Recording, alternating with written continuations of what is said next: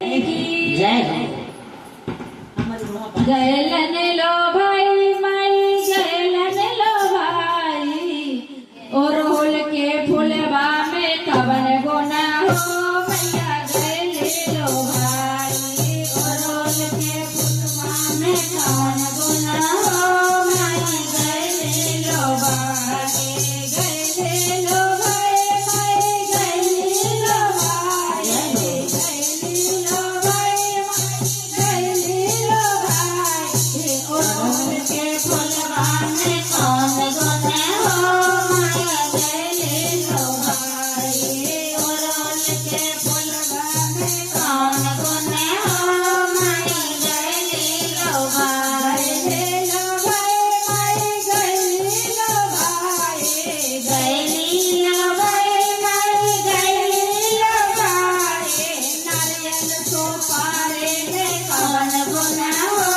माया गैले लो भाई नारियल तो पारे में कौन गुना हो माया गैले लो भाई गैले लो भाई माई गैले लो भाई गैले लो भाई माई गैले लो भाई और होल के फुलवा में कौन गुना हो माई गैले लो भाई और होल के फुलवा में कौन गुना हो माई गैले लो भाई सपनन बाबा के मनहु न भावे सपनन बाबा के मनहु न भावे भुवरे बतासा में कौन हो भैया गैले लो भाई भुवरे बतासा में कौन गुना हो मैया गैले लो भाई गैले लो भाई माई गैले लो भाई गैले लो भाई माई गैले लो भाई और होल के फुलवा में कौन गुना हो मैया गैले लो भाई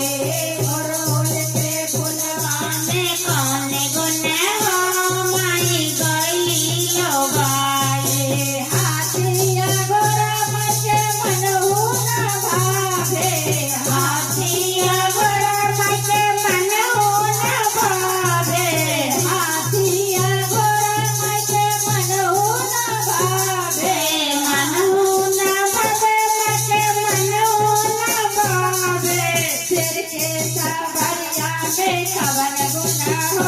भैया गैले लो भाई सिर के सवरिया में कौन गुना हो